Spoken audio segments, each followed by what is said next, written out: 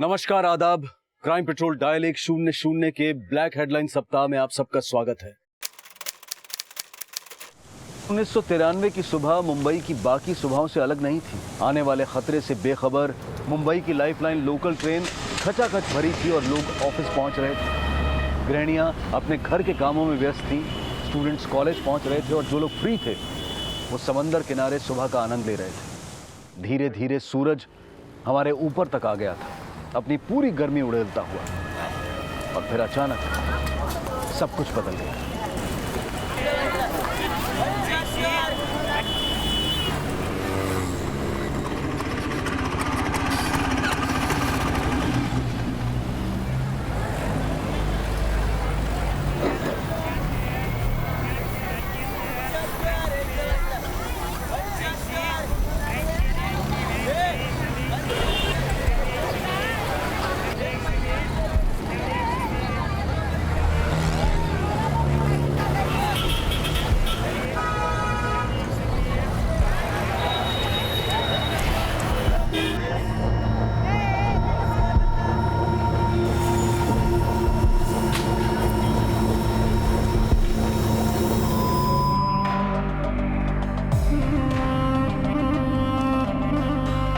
Crime के इतिहास में आजाद हिंदुस्तान के लिए यह सबसे बड़ा हादसा था। एक ऐसा हादसा जिसने जलियांवाला बाग कांड को भी बहुत पीछे छोड़ दिया था। अगर जलियांवाला बाग हादसा हमारी आजादी पर हमला था, तो ये मुंबई बॉम्ब ब्लास्ट हमारे देश के सेकुलरिज्म यानी कि धर्मनिरपेक्षता पर वार था। कुछ ही घंटों में 12 ब्लास्ट ने 257 से भी ज्यादा लोगों की जानें ले ली। लगभग 717 लोग जख्मी हो गए थे। देश की आर्थिक राजधानी मुंबई की सिसकियां गूंज रही थी और पूरा देश शोक मना रहा था। दिन रात की तहकीकात के बाद आखिरकार पुलिस ने इस ब्लास्ट से जुड़े सभी एंटी सोशल एलिमेंट्स का पर्दाफाश कर दिया। इस अमानवीय हमले को अंजाम देने वाले बहुत सारे छोटे प्लेयर्स अरेस्ट भी किए गए, लेकिन इस खूनी खेल को अंजाम देने वाले बड़े प्लेयर्स, बड़े नाम या तो अंडरग्राउंड हो चुके थे या फिर देश छोड़कर भाग चुके थे। इस केस में बड़ी सफलता इस बॉम्ब ब्लास्ट के 8 साल के इंतजार के बाद हासिल मिलेगा। मुंबई ब्लास्ट में उभरा एक अहम नाम, सुलेमान।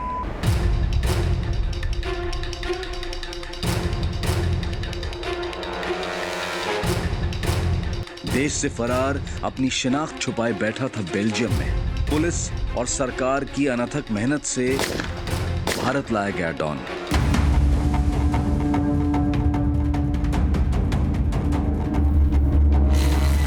खुद को भाई कहलवाने का शौकीन, बाहर आ गया भाई। बड़ा बनने के लिए कुछ भी कर गुजरने को बेताब। इस तालाब की बड़ी मछलियों के बारे में वो लोग जानना चाहते थे, तो हमने भी एक छोटा सा झींगा पकड़ा दिया। जिस फिल्मी चकाचौंध से प्रभावित था, जहाँ फिल्म स्टार रहते हैं ना, उस एरिया में आपसे बंगला खरीदेंगे हम, और हमारे बगल में हीरोइन होगी ऐसे। वहीं बॉलीवुड में शादी रचाई और उसी फिल्म इंडस्ट्री पर कहर भी ढाया। पहले एक गोली मारना, और जब तक मैं ना बोलूं तब तक दूसरी गोली मत चलाना। 2 करोड़ छोड़ो, मैं 2 रुपए की भीख भी नहीं दूंगा। चल अभी पिक्चर का दी एंड कर दे। आजाद भारत के सबसे बड़े हमले का जिस पर लगा था इल्जाम, एक शातिर दिमाग सुलेमान। अब जब हम आपके हाथ लग गए हैं तो हिंदुस्तान के सारे जुर्म हमारे सर पे थोप देंगे। अजीब दादागिरी है पुलिस की।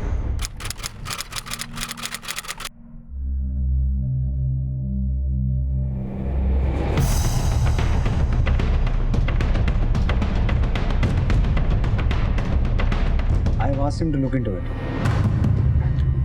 सर, हमें पूरा यकीन है कि जो शख्स बेल्जियम में है वो सुलेमान ही है, लेकिन बेल्जियम सरकार इस बात को मानने को तैयार नहीं है।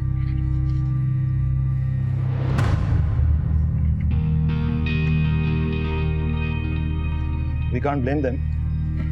हमारे पास जो इसकी फोटोज है और जैसा वो अब दिखता है, दोनों में बहुत फर्क है। Plastic surgery. सर, वहाँ उसका नाम रेहान है। एक बेल्जियम नेशनल से शादी करने के कारण उसके पास अब बेल्जियम की सिटीजनशिप भी है। बिना किसी पुख्ता सबूत के सुलेमान को हिंदुस्तान वापस लाना बहुत मुश्किल होगा। जितना भी मुश्किल हो, हम ये मौका हाथ से गवा नहीं सकते उज्जवल। ये 8 साल की लुका छुपी अब खत्म करते हैं। It has to, sir. सिर्फ एक ही तरीका है, इसके फिंगरप्रिंट्स। ये सुलेमान मुंबई से नहीं था, ये मुजफ्फरनगर जैसे छोटे शहर से था। बड़ा शकील, हमें तुम कभी नहीं हरा पाओगे। ये लो चाल। देखते हैं भाईजान। चल पता चल।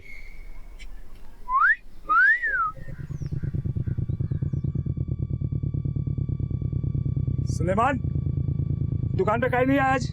भाईजान हम दुकान में बैठने के लिए पैदा नहीं हुए। अरे तो कहा दिन रात पत्ते खेलोगे? भाईजान हमें कुछ बड़ा काम करना है। कल हम पता चल। अब्बा के लिए दवाइयाँ लेने जा रहे हैं, कोई नहीं है दुकान पे। ये धंधा बंद करो और चला हमारे साथ दुकान पे बैठो। अरे भाईजान एक मिनट, ए तुम लोग पत्ते खेलो, मैं आता हूँ। भाईजान हमने कहा ना कि हमें दुकान में नहीं बैठना है। अरे तो कब मुफ्त की रोटियां तोड़ोगे? कान खोल के सुन लो, अगर तुम्हें कोई काम नहीं करना है तो तुम्हारे लिए हमारे घर में कोई जगह नहीं है। हाँ तो हमें भी कोई शौक नहीं है रहने का।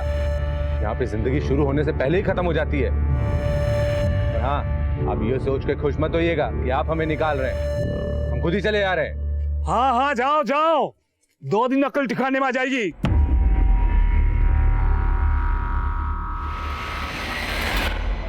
अकल तो अब ठिकाने आई भाईजान। देखिएगा एक दिन ना, जब हमारा नाम अखबार की सुर्खियों में आएगा ना, तो आप रश्क करेंगे हमारी कामयाबी पे। रश्क। अल्लाह हाफिज।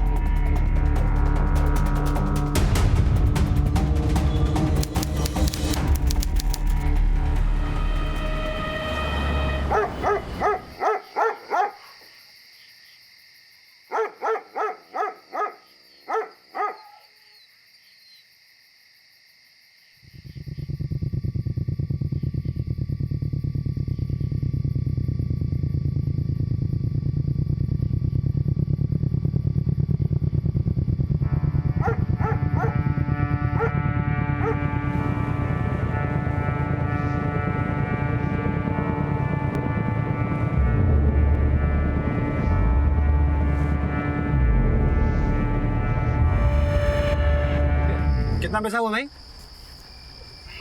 17 रुपए भाईजान। ये लो। भाईजान खुले नहीं है क्या? जब तुम्हारे पास खुले पैसे नहीं है तो तुम लोग टैक्सी चलाते क्यों हो? भाईजान अगर आपके पास बेडरूम नहीं है तो लड़की क्यों पटाते हैं? क्या बोला बे? अरे तू बम्बई आके करेगा क्या? तो हम यहाँ पे कौन सा तीर मार रहे हैं समू भाई? दिल्ली में अच्छा खासा टैक्सी तो चला रहा है ना। टैक्सी चलाने के लिए पैदा नहीं हुए हम। दिन भर घिसकर 50 रुपए की कमाई भी हाथ में नहीं आती, ऊपर से सवारी से चिक चिक अलग, और सोने के लिए जगह ऐसी मिली है कि खुजली मस्ती हमारे पाँव में, मगर हाथ उठता है दूसरे का खुजाने के लिए। सेमू भाईजान सपनों की नगरी तो बंबई है, हमें बहुत बड़ा आदमी बनना है ताकि किसी की नजर उठे तो हमारा कद ना नाप पाए। बस हम बंबई आ रहे हैं, बाकी सब आप देख लेना।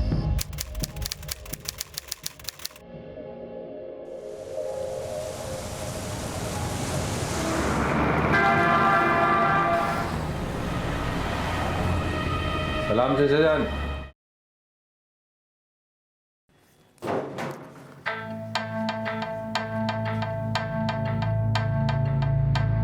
घर चाहिए बंबई में? जी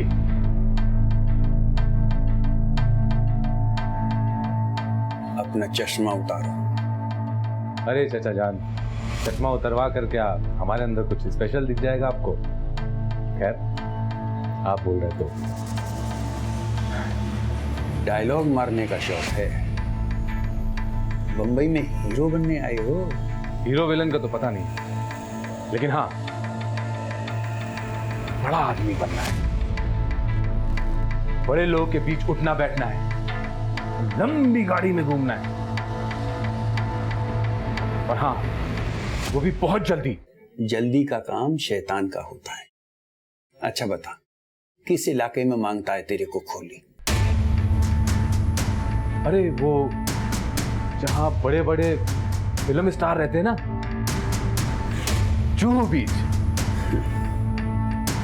बंबई एक ऐसा समंदर है जिसकी लहरें थूक के फेंक देती हैं या निगल जाती हैं, इसलिए यहाँ जमीन पर पैर रखना। अरे चाचा जान, अगर जमीन पे पाँव रखने होते ना तो मुजफ्फरनगर से हम बंबई नहीं आते। देखिएगा एक दिन ना, जहाँ फिल्म स्टार रहते हैं ना, उस एरिया में आपसे बंगला खरीदेंगे हम, और हमारे बगल में हीरोइन होगी। ऐसे।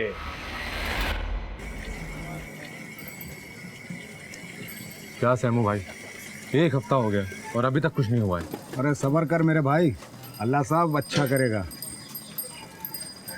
सैमू भाई, हम बिना कुछ हासिल किए हुए गांव तो नहीं जाएंगे।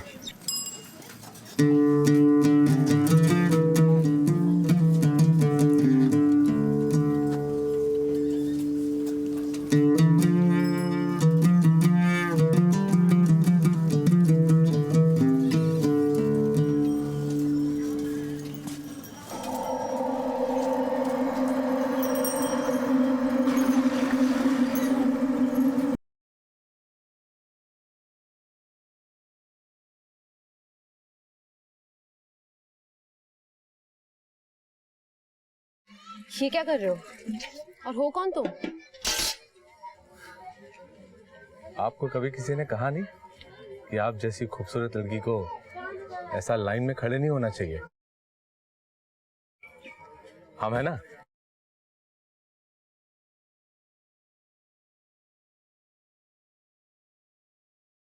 पानी कहाँ गया? तू नहीं सुधरेगा, चल अब। अरे सैमू भाई, चल। सुधरने थोड़े ना आए हैं बम्बई।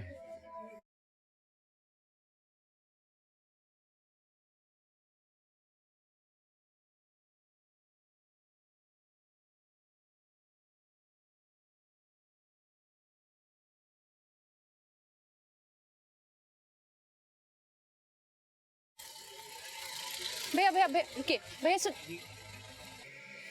अरे आप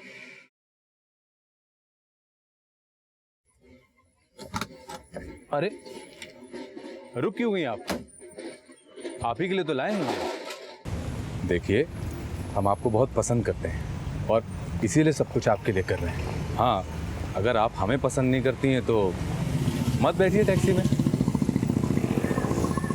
अरे आप भी जाइए, बैठ जाइए।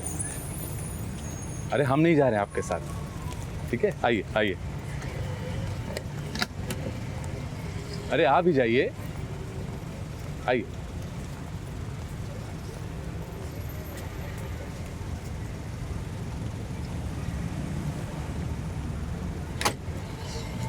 भाईजान जरा संभाल के ले जाइएगा कॉलेज में। ये हीरोइन हमारी अमानत है, ठीक है? आप फिक्र मत करिए, सब ठीक हो जाएगा। क्या सोच रही हैं आप?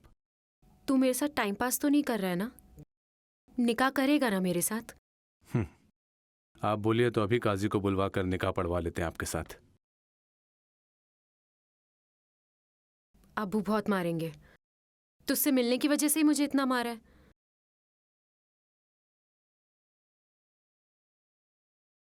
भाग चलिए हमारे साथ, हम आपको बहुत इज्जत के साथ रखेंगे, अपनी हीरोइन बनाकर।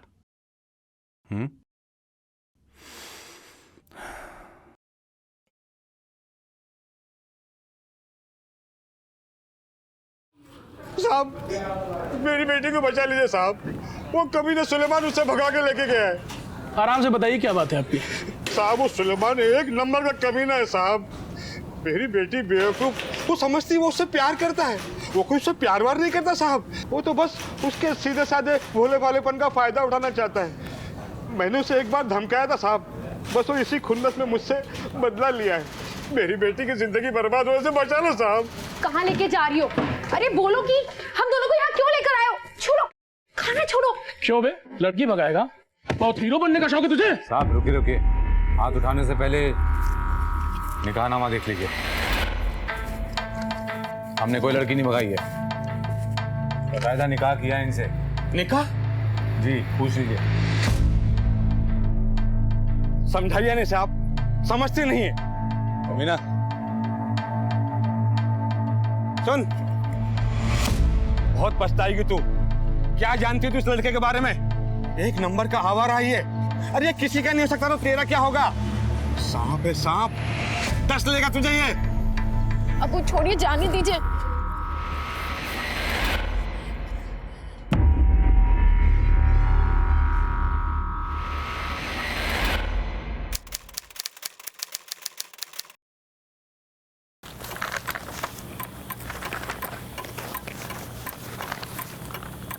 कांबळे, हाँ सर। ये देखिए सर, सुलेमान के खिलाफ एक लीड तो मिली है, लेकिन उससे कुछ फायदा नहीं हुआ। 1985 में सुलेमान के खिलाफ एक रिपोर्ट दर्ज की गई थी डीएन नगर पुलिस स्टेशन में। एनसी थी, एक लड़की समीना, उसे वो लेकर भाग गया था और बाद में उसके साथ शादी भी की थी। बाद में उसी के कहने पर उसे छोड़ भी दिया था। उसकी पहली बीवी, कोई एफआईआर नहीं हुई थी, सिर्फ एनसी हुई थी, इसलिए उसके फिंगरप्रिंट्स नहीं लिए गए थे और ना ही उसके खिलाफ कोई गिरफ्तारी का रिपोर्ट है। इट्स इम्पॉसिबल कि 15 साल की क्राइम लाइफ में वो कभी अरेस्ट ना हुआ हो। बड़े बड़े ताले खोलने में चाबी तो छोटी लगती है, और खोद के निकालो, कहीं ना कहीं कुछ तो हुआ होगा।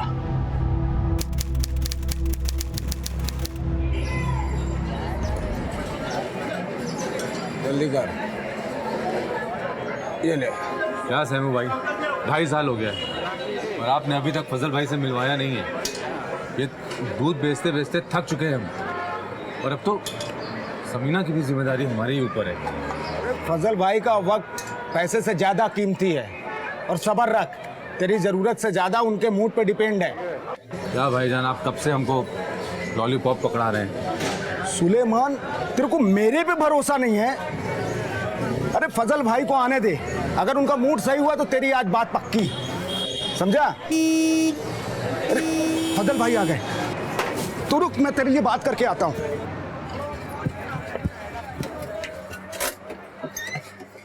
भाईजान सलाम वालेकुम। वालेकुम सलाम।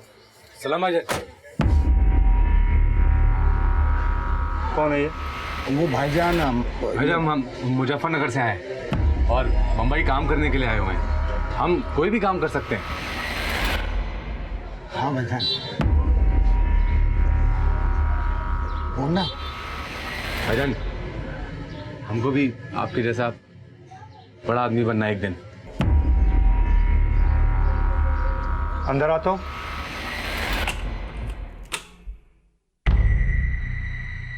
चला जा, रुक।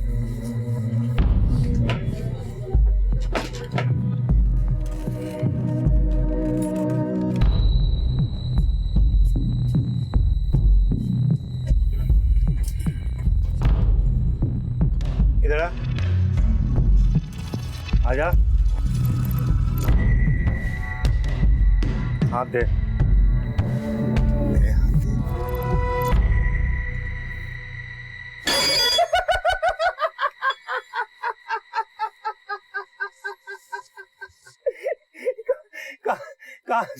कहाँ से लेके आए इसको?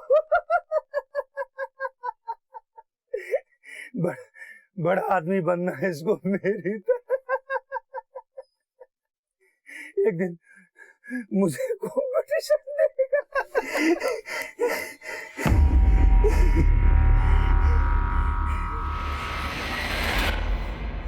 तेरे ऐसा ना 356 रोज आते हैं बंबई में, तेरे लिए एक ही काम है, सज्जाद को बोल फजल भाई वाली चाय बनाए। चल जाना, अरे जाना, जाना। सुन, बाहर जो अपनी गाड़ी खड़ी है ना, फटका मारते हुए जाना।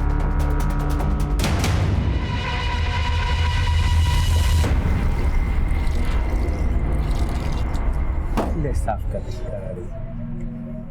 अरे तू एड़ा हो गया, पूरा एड़ा। काई को इतना घूर रहा था? तेरे को मालूम है फैजल भाई कौन है? इतना बड़ा भाई है वो। अरे हमारा मालिक है, मालिक। मालिक होंगे आपके लिए, हमारे कोई नहीं लगते वो। और देखिएगा एक दिन ना हमारे नाम पे ही अपनी पैंट गीली करते दिखेंगे।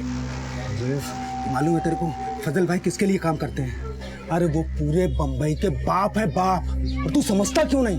तो हम फजल भाई के लिए क्यों, हम उनके बाप लोग के साथ डायरेक्ट काम क्यों नहीं करेंगे? अच्छा, तू टाइगर के लिए काम करेगा? हाँ तो तू एड़ा हो गया है। मालूम है वो इतनी सी गलती में सीधा खल्लास का डालते हैं। और मैंने फैजल भाई से तेरे लिए दुकान में बात किया है, तू मन लगा के उनके साथ दुकान में काम करना और ज्यादा उड़ने की कोशिश मत करना, समझा? चल अपना ख्याल रख। हाँ।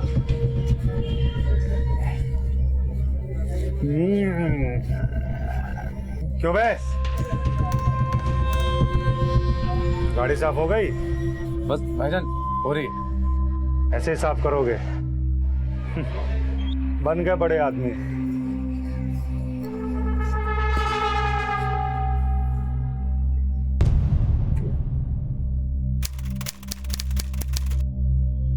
टाइगर भाई आ गए। टाइगर भाई सलाम वालेकुम। फजल का सलाम वालेकुम भाईजान, कैसे आप? सुना है कि रहमत के लोग इधर धंधा करने की कोशिश कर रहे हैं। अरे नहीं भाईजान मैं हूं ना, मैं सब संभालूंगा भाईजान। क्या कर रहा तू यहाँ? जाके चाय बोल, स्पेशल बोल, सजाद को स्पेशल बनाए। आए ना भाईजान, अरे जाना जल्दी जा। हाँ जा रहा हूँ ना। दोबारा अगर इस इलाके में धंधा करने की कोशिश की ना तो कसम खुदा की अगले जुम्मे की नमाज जानदू में पड़ेगा तू। निकल अभी यहाँ से। अबे आओ फैजल, जवान सवाल के बात कर, ये इलाका मेरा है। अरे शर्म नहीं आती तुझे? खड़ा खड़ा क्या देख रहा है? जाता क्यों नहीं? अरे भाईजान अपनी ही करनी की सजा भुगत रहे हैं। हम जिनको पसंद नहीं करते ना तो उनके लिए मारपीट भी नहीं करते, मरने दो सालों को। अच्छा ठीक है।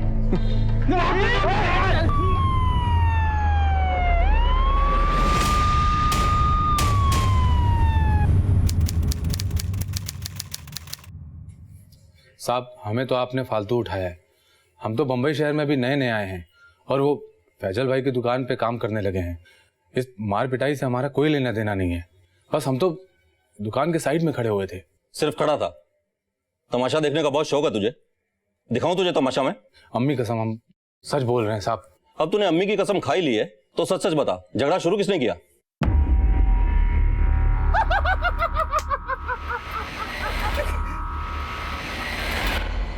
जी साहब हम सब सच बताते हैं आपको। झगड़ा फैजल भाई ने ही शुरू किया था, वो भी कत्ल के इरादे से, क्योंकि उनकी सारा स्मगलिंग का सामान वो मार्केट में अकेले बेचना चाहते थे और वहाँ रहमत पांव पसार रहा था और इसीलिए उन्होंने मारपीट शुरू करा दी। सच बोल रहा है तू? जी हम झूठ नहीं बोलते। माना कि हमारा घर फैजल भाई की दुकान से ही चलता है, लेकिन जो गलत है सो गलत है ना साहब?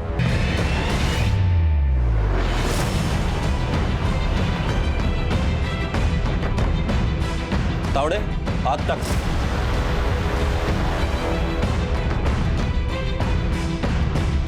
और कुछ?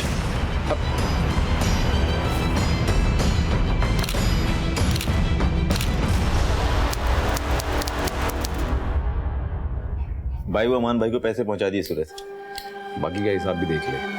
ठीक भाई। भाईजान सलाम। कैसे कटे 2 महीने जेल में? सुना कि फजल को तूने ही फंसा है? वो भाईजान, भाई ने उससे सवाल पूछा है ना? भाईजान पहले हमारी बात सुन लीजिए, उसके बाद भले हमें गोली मार दीजिएगा। ये जो कुछ भी हमने किया है ना वो आपको बचाने के लिए किया है। इस तालाब की बड़ी मछलियों के बारे में वो लोग जानना चाहते थे, तो हमने भी एक छोटा सा झींगा पकड़ा दिया।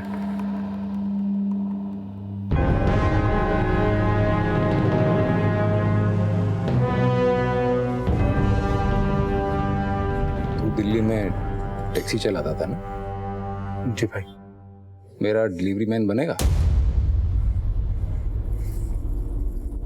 स्मगलिंग के माल की डिलीवरी करेगा? जी भाईजान बिल्कुल करेंगे और आपको शिकायत का कोई मौका नहीं देंगे। शुक्रिया भाईजान, शुक्रिया। सुलेमान सिर्फ एक बार अरेस्ट हुआ था 1987 में। उसने कई लोगों की जानें ली थी, लेकिन बिना हथियार को हाथ लगाए, और अपने दिमाग की इसी चतुराई की वजह से वो क्राइम की दुनिया में तरक्की की सीढ़ियां चढ़ता चला गया।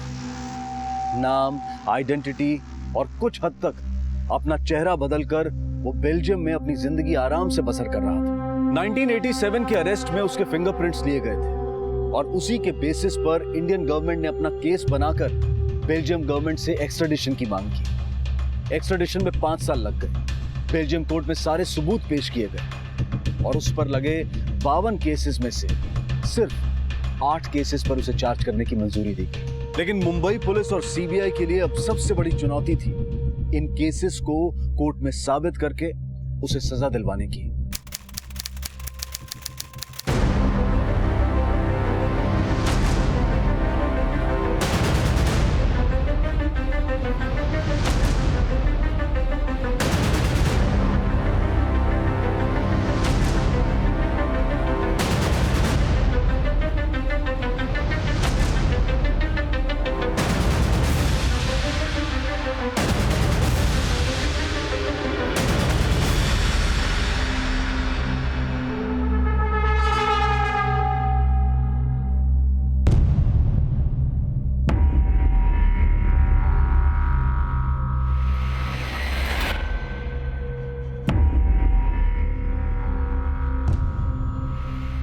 आप देख रहे हैं MBTV और मैं हूं मनीष शर्मा। इस वक्त की बड़ी खबर, एक बड़ी सफलता हासिल हुई है मुंबई पुलिस को सुलेमान केस में। आज सुलेमान भारत आ चुका है और कुछ ही पलों में इसी बंगलों में यहां पर उनको लेकर आएंगे और यहीं पे मुंबई पुलिस के DCP उज्जवल उससे पूछताछ करेंगे।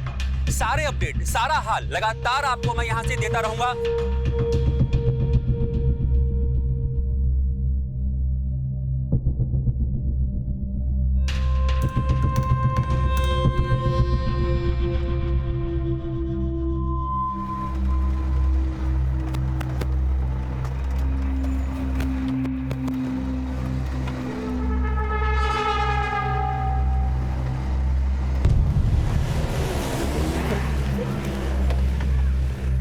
सर, ये बड़ी कामयाबी मिली है मुंबई पुलिस को। इस पूरे मामले में क्या कहना है आपको? सर, क्या सवाल होंगे आपके?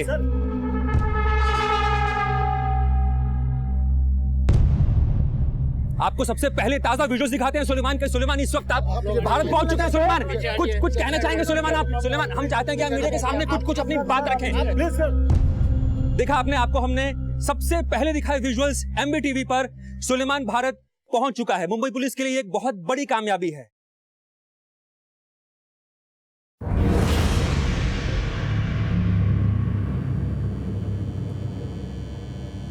भाईजान, ये बंधन खुलवा देंगे?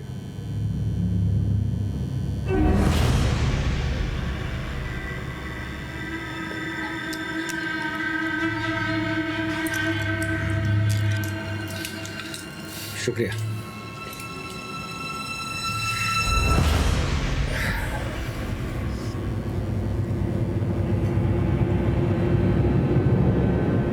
भाईजान, एक मुंबई की कटिंग चाय पिलाओ ना, बहुत टाइम हो गया।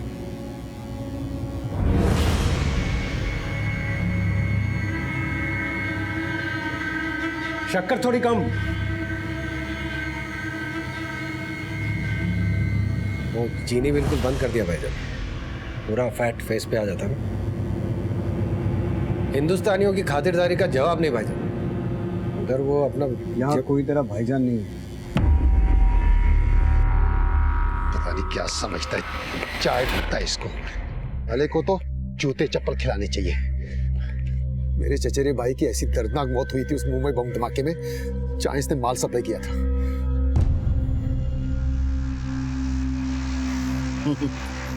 क्यों हंस क्यों रहा है? ये देख, सुलेमान के लिए चिट्ठियां हैं। हाँ, तो लोगों ने गालियां दी होंगी। पढ़ी? गालियां नहीं है, ये सब लव लेटर है। लड़कियां उससे शादी करना चाहती है। क्या?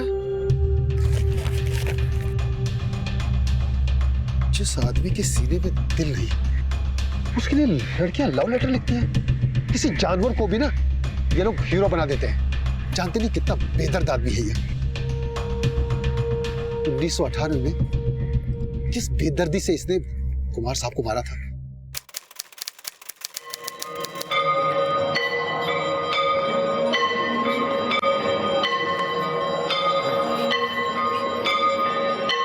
हाय, ये राजेंद्र कुमार मंदिर के अंदर जा रहा है। उसे मंदिर से बाहर निकलने दे, उसके बाद गेम बजाना। ठीक है भाई।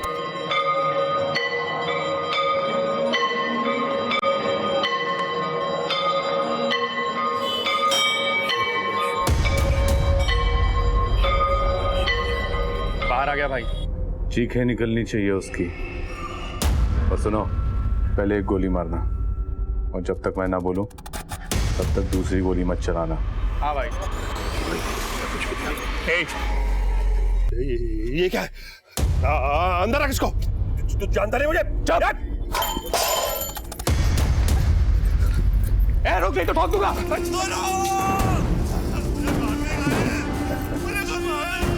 चीखने दे, थोड़ा और तड़पने दे।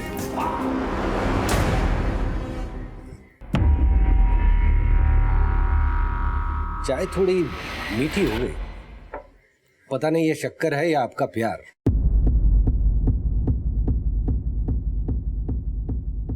भाईजान, सॉरी साहब, एक बात बताएंगे? एक नहीं 100 बातें बताएंगे। पहले तू ये बता कि राजेंद्र कुमार के मर्डर के वक्त तू ही था ना फोन पे? तो ही इंस्ट्रक्शन दे रहा था ना उस शूटर को। अच्छी कहानी बनाते हो साहब आप।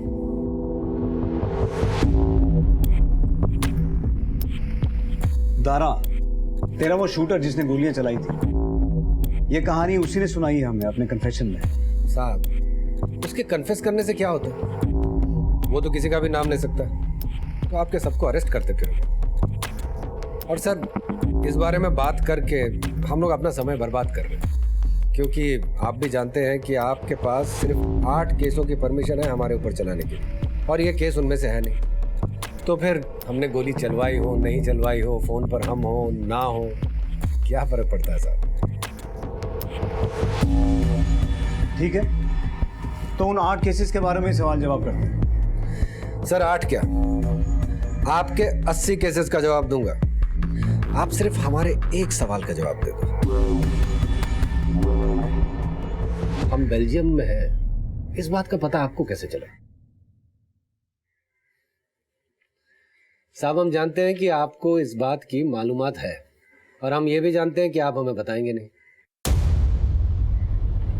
चलिए हम ही आपको बता देते हैं। देखिए इसके सिर्फ 3 ही ऑप्शंस हैं।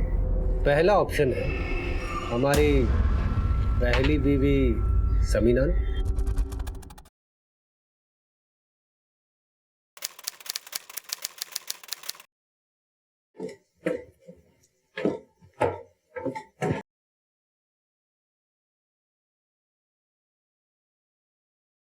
एक वक्त हुआ करता था जब जनाब की नजर हमारे चेहरे से हटती ही नहीं थी, लट्टू बने फिरते थे हमारे पीछे। और आज देखिए खुद की शक्ल निहार रहे हैं। याद भी है आखिरी बार हमसे आई लव यू कब कहा था? निकाह किया ना आपके साथ। अब आप क्या चाहती हैं कि आपके चेहरे का पोस्टर हम अपने सीने पे चिपका के गेटवे ऑफ इंडिया पे खड़े रहे? चाहिए, आपसे तो बात करना ही बेकार है।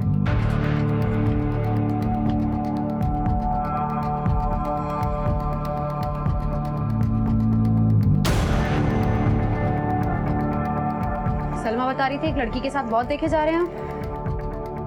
सिर्फ एक लड़की के बारे में बताया?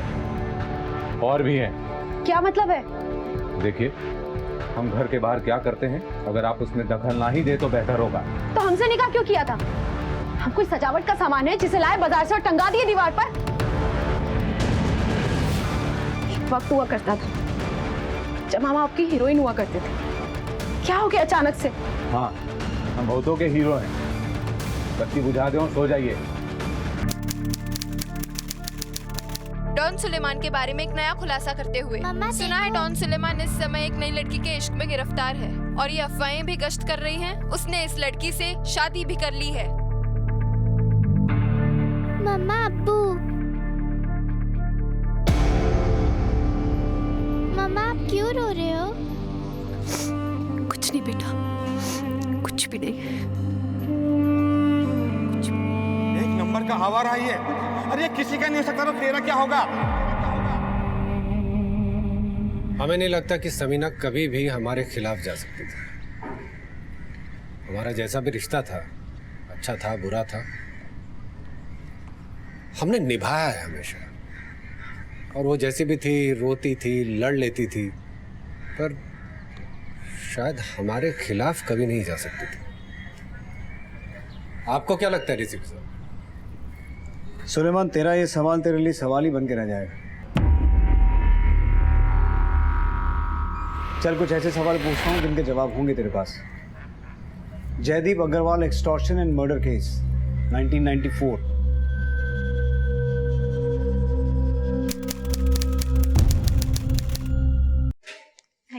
बहुत अच्छा, बहुत अच्छा। अरे क्या कर रहे हैं आप? सही से कीजिए ना। अरे मुझसे डांस वांस कहाँ से होगा? अरे सर अच्छा से करो। संगीता की शादी में 5 ही दिन बाकी है, इसके लिए अच्छे से करो। अच्छा। यहाँ हाथ रखो। 1 2 फिर से वही। आप मेरे से तो सीखने से रहे, आप ही सिखाइए दादा इन्हें। हेलो, सुलेमान बोल रहे हैं, जरा अपने पति देव को फोन दीजिए। सुनिए, सुलेमान का फोन है। आदाब भाईजान, कैसे हैं? सब खैरियत? तुझे जो करना है वो कर ले, समझ गया ना? आपको बोला था कि आपका जो फ्लैट है वो हमें दे दीजिए, मगर आप मान ही नहीं रहे हैं। अब अगर अब भी नहीं माने। अबे मीरा रोड का फ्लैट तो बहुत बड़ी बात है, मैं तुझे 1 इंच भी जमीन नहीं दूंगा। अबे बहुत देखे तेरे जैसे भौंकने वाले, ऐसा नहीं पहुंचा हूं यहाँ तक। फोन रख, दोबारा अगर फोन किया ना तो जहां रहता वहीं आके। ख्याल रखिए अपना और भाभी जान का।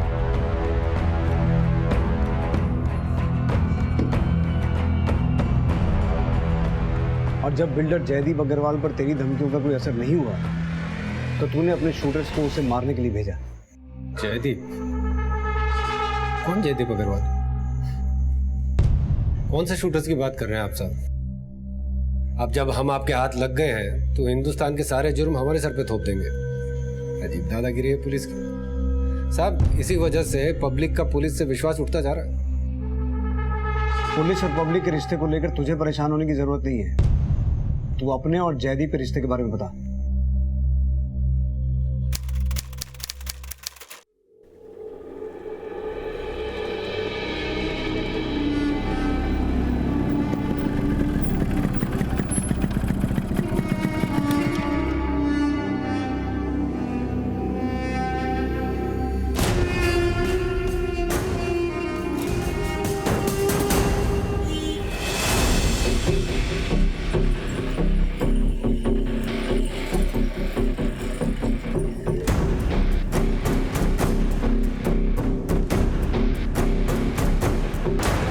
लेकिन जयदीप अग्रवाल को मारने के बाद भी तू अपने ओछेपन से बाज नहीं आया, क्यों?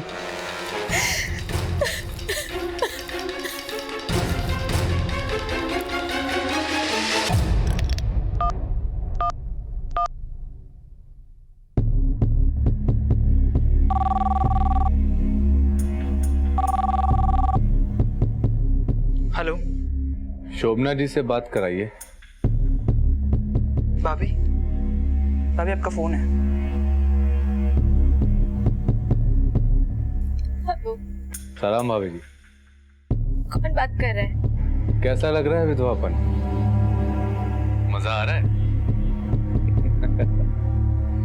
समझाया था आपके पति देव को हमने कि दस्तखत कर दें उन सफेद कागजों पर, मगर माने ही नहीं। और अब देखिए, आपको सफेद साड़ी में देख रहे होंगे ऊपर से।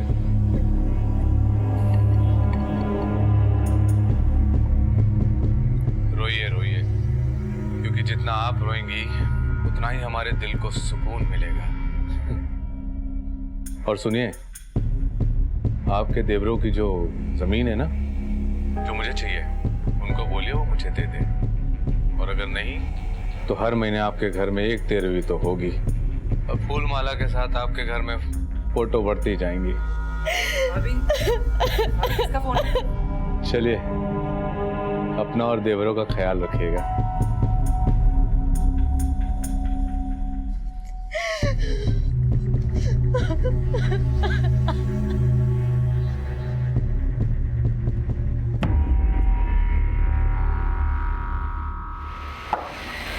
ये तो सिर्फ इस केस की शुरुआत थी, अंत से बहुत दूर। इस क्रिमिनल पर और भी बहुत सारे भयानक अपराधों को अंजाम देने का इल्जाम था। लेकिन ये इतना बड़ा आतंकवादी बना कैसे?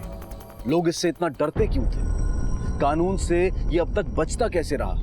और मीडिया इंडस्ट्री में इसका इतना खौफ क्यों था? इस कहानी को हम आगे बढ़ाएंगे और पूरा खुलासा करेंगे इस केस के दूसरे और आखिरी भाग में। अब मैं अनूप सोनी आपसे विदा लेता हूं। फिर मुलाकात होगी, तब तक अपना और अपने परिवार का ख्याल रखें और देखते रहें क्राइम पेट्रोल डायल 100। सबक 1 को सीख हम सबको। जय हिंद।